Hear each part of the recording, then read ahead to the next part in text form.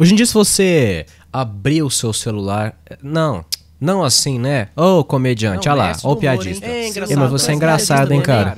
Não, é engraçadinho, né? Tô rindo aqui, ó. Ei, meu Deus do céu. Não, é engraçado, ele é piadista. Hoje em dia, se você ligar o seu celular, abrir o Spotify e ir no Top Brasil, você vai ficar com um questionamento. Como que é possível alguém ouvir esta porcaria? Como que a música atual tá tão ruim? Por que que a música atual está tão deplorável? Bom, é isso que a gente vai ver hoje aqui no Ponto Musical.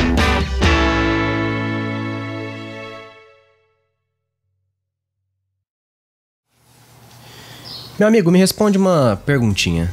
Você conhece uma composição chamada Garota de Ipanema? Olha que coisa mais linda, mais cheia de graça. O compositor Tom Jobim, Antônio Carlos Jobim, o criador de Garota de Ipanema, que é uma música que, pelo menos até um tempo atrás, todo brasileiro conhecia, mas eu temo que a nova geração não conheça essa música. É sério, é bizarro pensar nisso, mas as crianças de hoje em dia não conhecem Garota de Ipanema. Isso é realmente bizarro de pensar, mas enfim, né? Antônio Carlos Jobim, em 1962, teve que ir pra Nova York pra gravar suas músicas. Adivinha por quê? Porque aqui no Brasil, as gravadoras não queriam mais gravar as músicas do Tom Jobim, porque segundo eles, Tom Jobim não vendia. Nunca não. Daí, Tom Jobim foi pra Nova York, os gringos pagavam um pau danado pro Tom Jobim, tanto que Frank Sinatra foi lá, gravou The Girl from Ipanema e simplesmente Garota de Ipanema, uma composição brasileira, se tornou a segunda música mais regravada do mundo, só ficando atrás de Yesterday dos Beatles. Mas aí, quando a gente vê esse passado glorioso do Brasil, vem na nossa cabeça um questionamento. Se a gente é tão bom em música, por que que hoje em dia a coisa tá tão deplorável? É sério, como é que uma pessoa abre o top 1 do Spotify, o top 1 Brasil do Spotify, e consegue ouvir aquelas porcarias, cara? Como é que um ser humano em plena consciência consegue ouvir Descer para ABC? Oh my God, bro. Nesse vídeo de hoje, a gente vai discutir um pouco sobre por que que a música brasileira tá tão ruim. E antes de começar, é importante dizer que esse vídeo está recheado de opiniões e suposições. Afinal, minha palavra não é absoluta pra nada, eu não sou o dono da verdade. Olha só que microfone bonitinho, gente. Ó, gente, é o seguinte. Primeiro, a gente vai discutir algumas hipóteses do porquê que a qualidade musical decaiu tanto nos últimos tempos.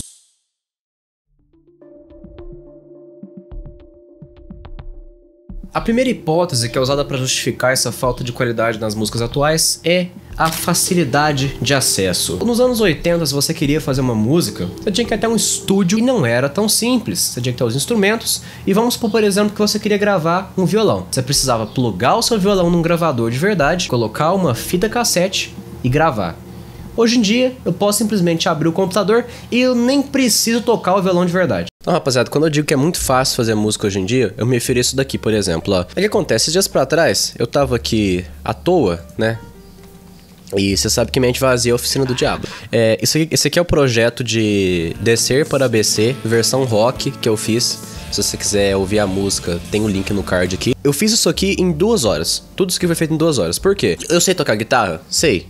Mas, o que acontece? Dá muito trabalho gravar guitarra de verdade. Então, eu só venho aqui e faço isso daqui, ó. Então a gente tem esses negócios aqui que se chamam VSTs, Virtual... O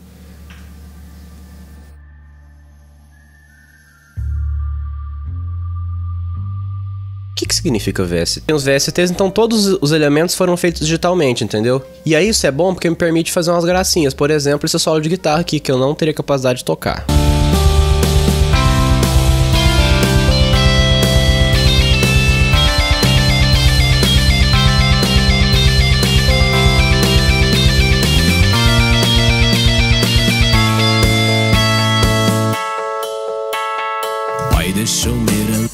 Aqui no caso esse solo seria feito usando tapping, né? Eu não sei fazer tapping, então é muito mais fácil fazer assim. As coisas ficam no tempo certo também. A prova de que essa música realmente é ruim é que eu transformei num gênero melhor, que é rock, e continua ruim. E isso causou um problema que é a super produção. Para vocês terem uma ideia, todos os dias 20 mil músicas são upadas no Spotify. Hoje em dia a gente tem muita gente mal habilitada que tá fazendo música. Por quê? Nos anos 80, se você tinha uma banda, você tinha que passar por um filtro de um produtor, um profissional de áudio que ia analisar a qualidade da música de vocês e falar se aquela música é digna ou não de ganhar alguns milhares de dólares. Só que assim como a música ficou muito fácil de produzir, a música também ficou muito fácil de consumir. Hoje em dia você pode abrir o seu celular e com alguns cliques você tem acesso às músicas favoritas do seu artista favorito.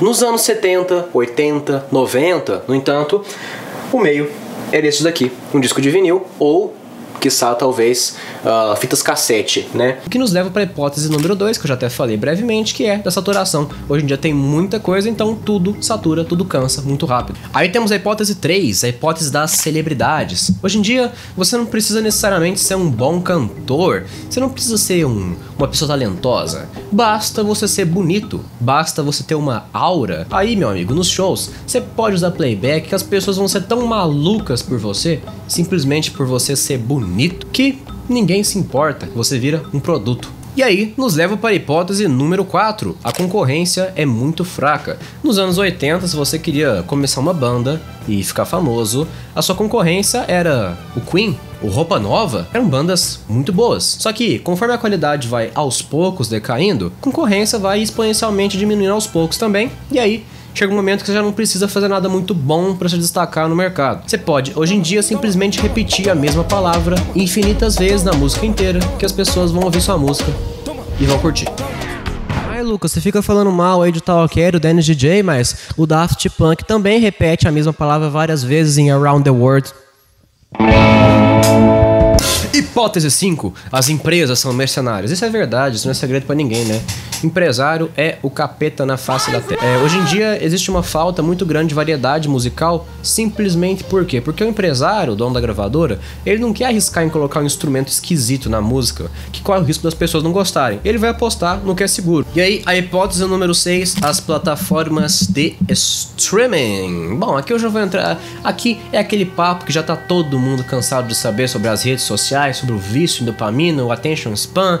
Eu não preciso ficar repetindo aqui, né? Mas o Spotify criou um cenário em que música se tornou um objeto de consumo, assim como os vídeos curtos, né?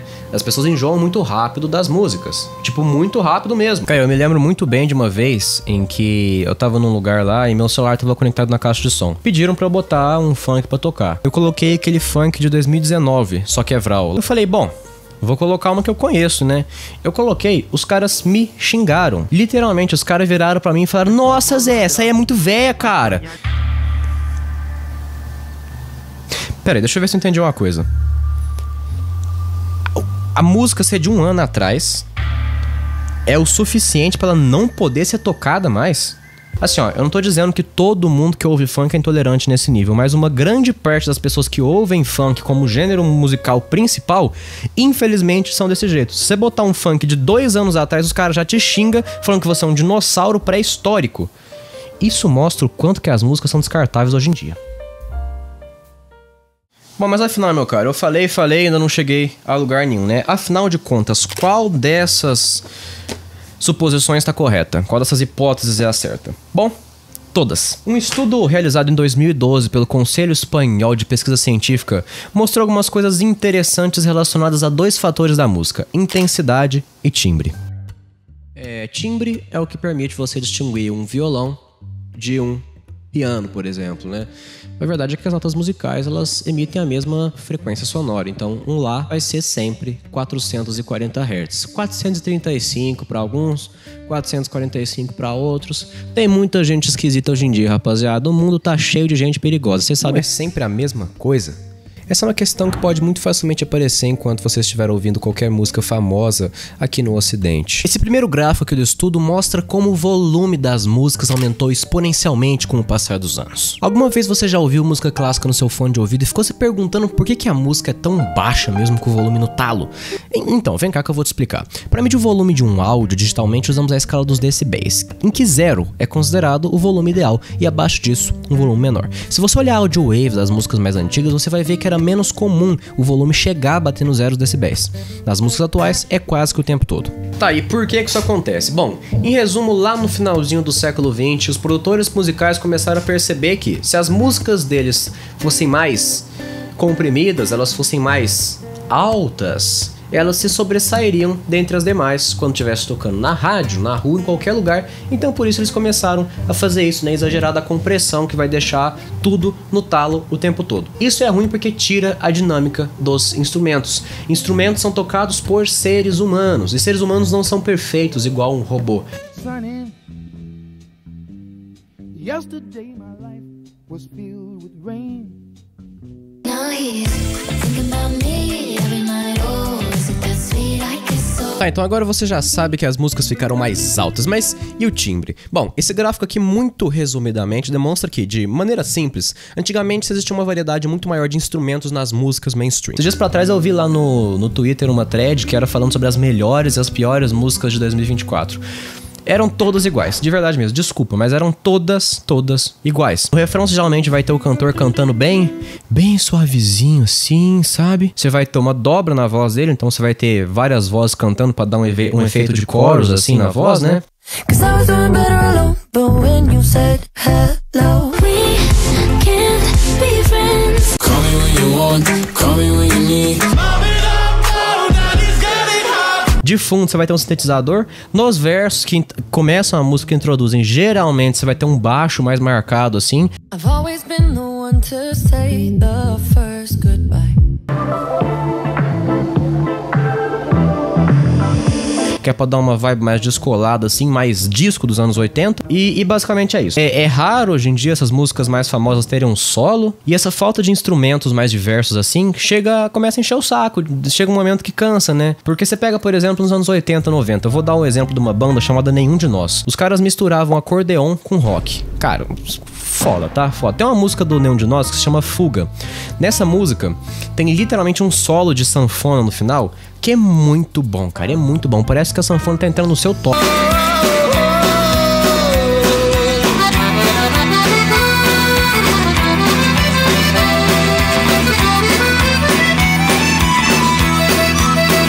Eu sou meio nerd, assim, eu preciso dizer uma coisa que, assim, isso que eu tô falando se refere à música mainstream aqui do Ocidente. Lá no Oriente, o mercado ele funciona de um jeito um pouco diferente. Eu tenho inclusive um outro vídeo falando sobre isso, tá aqui no card aqui em cima. E nesse vídeo, inclusive, eu fiz uma música em japonês só pra esse vídeo. Então, dá uma olhada lá. E agora vamos falar da parte mais deplorável da música atual. As letras. Meu Deus.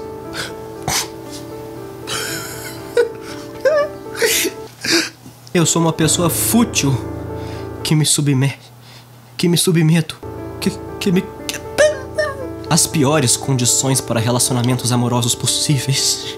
E mesmo assim, toda vez ainda dá errado, mesmo eu me esforçando o máximo para me relacionar com as piores pessoas possíveis. A novinha do rabetão não quis ficar comigo. Eu já sei. Escreverei um álbum inteiro só sobre este acontecimento, inclusive exaltando os meus comportamentos e traços tóxicos nos relacionamentos. Na verdade, nem é necessário tudo isso. Eu posso simplesmente fazer uma transcrição do ato sexual numa música e postar. Afinal, aquelas pessoas taradas do Twitter farão um marketing gratuito para mim. É perfeito. Juninho, ligue para o Marcelo. As pessoas, minha gente, estão ficando cada vez mais animalescas. Me responde uma coisa. Quando que foi a última vez que você ouviu uma música que não era sobre amor? A gente vive numa sociedade hoje em dia que a vida é muito fácil. Vamos pegar, por exemplo, os Beatles. Os Beatles tinham lá músicas de protesto contra a Guerra Fria porque era uma coisa que ameaçava a sociedade como um todo. Agora, hoje em dia, a gente não tem problemas reais na sociedade, problemas tão sérios que ameacem a sobrevivência humana. Só que é por essa razão que as pessoas escrevem tanto sobre amor. Porque as pessoas hoje em dia só escrevem sobre elas mesmas. Afinal, elas vão escrever sobre o quê? Ninguém tem problemas de verdade hoje em dia. E, inclusive, nessa busca de falar sobre si mesmo, que tem tanta gente glamorizando transtornos mentais. Porque as pessoas querem falar delas mesmas, mas geralmente elas não têm nada especial pra falar. Então, elas pegam uma característica negativa e a exaltam como se fosse algo positivo. E assim, gente, eu não tô falando que isso é ruim. Eu mesmo tenho postado uma música lá no Spotify que eu fiz pra uma garota que eu gostava quando eu adentrei nesta instituição nefasta e obscura chamada ensino médio. Mas é inegável que essa é a realidade hoje. 80% das músicas, não, 80 é pouco, 90% das músicas que saem no ano são falando aí sobre relações amorosas. E assim, chega uma hora que começa a encher um pouco o saco, né? Satura. Lucas, mas como assim? Não existem problemas, cara? A escala 6x1 tá aí, o fascismo dominando o mundo. E no Twitter, o aquecimento global tá matando todo mundo, o capitalismo é nossa ruína. Sim, e você acha que o empresário vai querer financiar alguma coisa que vai contra a filosofia dele? Além do mais, esses daí são problemas que você abre a rede social e em meia hora você esquece que eles existem. Na época da Guerra Fria, não tinha TikTok pra fazer você esquecer que a qualquer momento podia cair uma bomba atômica na sua cabeça. Música, gente, era um produto da sociedade para a sociedade. A arte, na verdade, é assim.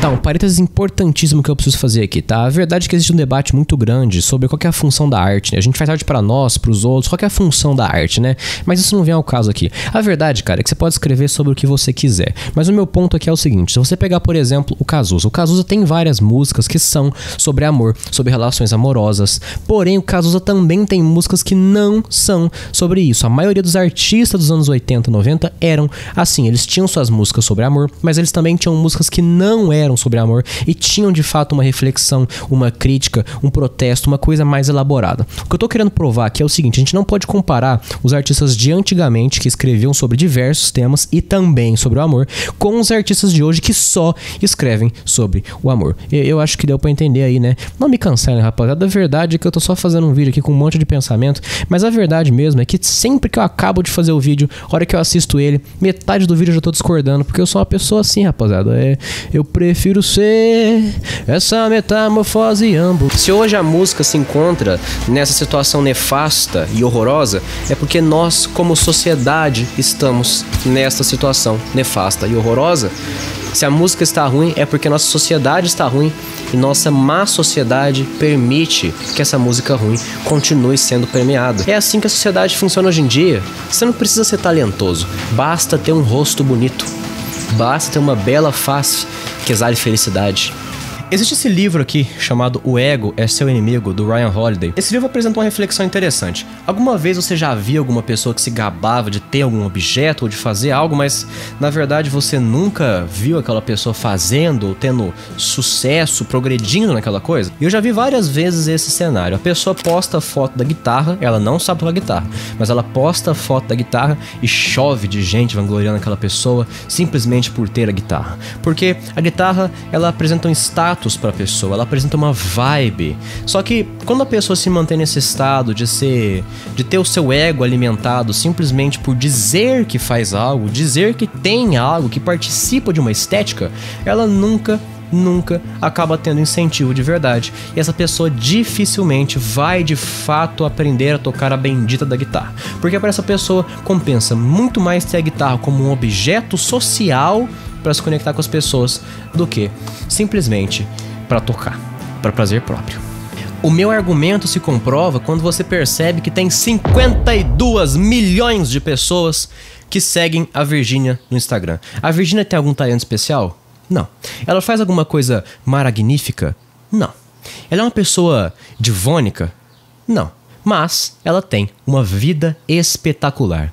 E é aí que entra um fator chave nisso tudo: a espetacularização da vida. Isso daí, inclusive, faz os problemas reais da sociedade serem relativizados. Mas é o que eu tô dizendo, gente, importante. Isso tudo que eu tô falando vale para as músicas topo das paradas, as músicas top mainstream. E a minha crítica é justamente por quê? Porque nos anos 80, por exemplo, as músicas topo das paradas eram as músicas do Roupa Nova, as músicas do Legião Urbana. E é aí que mora a principal diferença. Naquela época, as pessoas gostavam de bandas, de artistas, não somente pela aparência dos belos machos másculos que estavam segurando aqueles instrumentos bafônicos, mas também pela qualidade da música. Hoje basta a pessoa ser bonita que já tem um monte de gente seguindo ela. Então essa é a diferença. A música topo das paradas de antigamente era produzida por músicos competentes, com habilidades líricas muito competentes e com muito talento. As músicas topo das paradas hoje são performadas por pessoas bonitas, porque a composição e, quiçá, até as letras são feitas por um bando de executivo que tá sentado numa cadeira. Assim, você como muito tempo que já tá assim nesse ramo assim da música, qual que é a sua visão sobre a música que a gente tem atualmente, assim, no geral mesmo? O que eu tenho percebido é que o sertanejo vem dominando já há muitos anos, né? As bandas de rock que a gente gosta, outros estilos, parece que deu uma brecada, assim. E automaticamente o sertanejo, já que ele tem predominado bastante aí nos últimos anos, dentro do sertanejo tem outros estilos, né? Dentro do próprio sertanejo, você pode dizer assim, né? A gente percebe que dentro do sertanejo tem muita guitarra, às vezes não tem guitarra, mas tem uma música muito percussiva, às vezes tem funk, né? A moda agora é o agrofunk, né? Essa maravilhosa coisa chamada de agrofunk. Meu nome é Randall, eu sou professor de violão e viola, acho que faz tempo, acho que uns 25 anos mais ou menos. Nesse tempo todo, além da música, eu venho além de trabalhar como professor, né? Passando por alguns projetos de dupla, até de banda. Para ser mais específico, a gente está com o projeto João Viola e Cuiabano. Quem quiser conhecer mais o trabalho, entra no Instagram, né? Tem alguns vídeos lá que a gente posta. Então, assim, a gente percebe que o sertanejo hoje, ele pelo menos o sertanejo de dupla, de dueto, a gente vê que a parte instrumental, a parte melódica não tá tão igual ao sertanejo antigo, né? E você acha, assim, que a parte lírica, ela decaiu muito? Tá demais, né? Praticamente não tem, né? De uma coisa que a gente ouviu o Zé Rico falar numa entrevista. Você pode ter sucesso, mas não significa que o seu sucesso, ele vai ficar eternizado, né? Ok, o Menino da Porteira, você vê que são todas músicas que contam uma história de verdade, né? E também expressam, assim, esse sentimento do cara lá que mora na roça mesmo, né? Que passa por dificuldade, né? Só que hoje em dia não tem mais isso, né? Porque hoje em dia o pessoal que faz sertanejo nem da roça é, né? Você sabe que eles brincam, eles falam que o mineiro, né? Mata o irmão pra fazer moda de viola, pra ter história. Tão verdadeiro que eram as histórias antigamente, né? E eu fiquei sabendo, isso tá bem claro pra todo mundo, que lá em Goiânia hoje tem 20, 30, 15 caras dentro do escritório fazendo música de vários temas. Então você faz aqueles pacotão de música. O cara liga e fala, você tem música de chifre, de boi, de touro, de vaca, de qualquer coisa. Aí o cara tem. Você tem música do tema tal, o cara tem. Ou senão eles mesmos disparam para as duplas, né? Até acertar. Sabe o que eu acho que é o futuro da música? Eu acho que não vai ter música. Eu imagino que você cria a música que você quer ouvir. E você cria o cantor que você quer, entendeu? E não achem que o funk também tá livre de críticas, né? Eu queria evitar falar sobre o funk porque esse é o discurso, na verdade, né? Que o funk, ele representa as pessoas mais pobres. Só que é complicado, né? Expor a realidade da favela, minha gente, do pobre, é o que o Racionais MC fazia. Botar na bucetinha não cumpre nenhum papel artístico de manifestação de nenhum tipo. Vou dar catucadão não é de qualquer forma uma manifestação contra a repressão. Mas na verdade, mesmo que fosse, as pessoas não dariam importância. Afinal, as pessoas não prestam atenção ao que elas estão ouvindo, elas só querem uma trilha sonora para remexer o quadril. Aqui mais uma vez eu vou vir depois aqui na edição do vídeo pra dar um adendo, né? A verdade é que todo mundo gosta de funk como uma música pra dançar, porque funk é animado, especialmente hoje em dia o famoso funk MTG, né? Que é muito mais uma música eletrônica do que funk de verdade. É um gênero que todo mundo gosta. Eu curto funk, pelo menos como um ritmo legal, assim, uma música animada pra requebrar o quadril, para bafunfar. Mas, como aqui a gente tá criticando a música, né? Eu preciso criticar a música, né, rapaziada? Então, eu preciso criticar a música, né? Senão eu não teria feito um vídeo criticando a música, né, cara? Nossa, velho. Mas falando sério mesmo, rapaziada, a gente faz essas críticas, assim, relacionado à lírica, mas é claro que muitas das pessoas, e isso aí inclui uns 80% das pessoas que reclamam do funk, são simplesmente pessoas amarguradas aí, pique vinheteiro. Não tenho nada contra o vinheteiro. Quer dizer, tenho sim, porque ele é muito intolerante com música, né, cara? O vinheteiro já falou que Djavan é ruim, velho. Porra, aí você tá me fudendo. Mas assim, a verdade é que como um gênero musical animado e divertido e que você bota numa caixa de som e todo mundo quer requebrar o quadril, realmente o funk cumpre um propósito maravilhoso. A questão é que aí a gente consegue aprofundar mais essa discussão, né? O envolvimento do funk com o tráfico, com o crime organizado, que é bem evidente pra todo mundo sabe disso, né? Existem funkeiros grandes que são abertamente membros de facções criminosas e intrinsecamente a gente financia o tráfico quando a gente consome funk e blá blá blá blá blá blá blá blá blá blá blá. A verdade é que lá fora do Brasil o pessoal gosta bastante do Brazilian Funk, né? Do Brazilian Funk. Então é isso aí, cara. Os maiores funkeiros hoje em dia, eles dirigem a nave do ano. Eles têm mansão em Alphaville. Eles entendem muito bem a realidade da favela e o porquê que a favela é a favela. Só que ao invés de usarem esse espaço para fazer uma crítica, para dar voz aos menos favorecidos, eles ficam lá falando de dar catucadão, de botar na buceta. Bom, só para dizer uma coisa aqui antes de finalizar, eu queria só dar uma menção honrosa, dar um salve assim para o rap, porque o rap ele se manteve incólume diante da maioria dessas críticas aí que eu fiz. E assim, gente, agora aqui no final do vídeo eu só quero dizer uma coisa importante, que é o seguinte.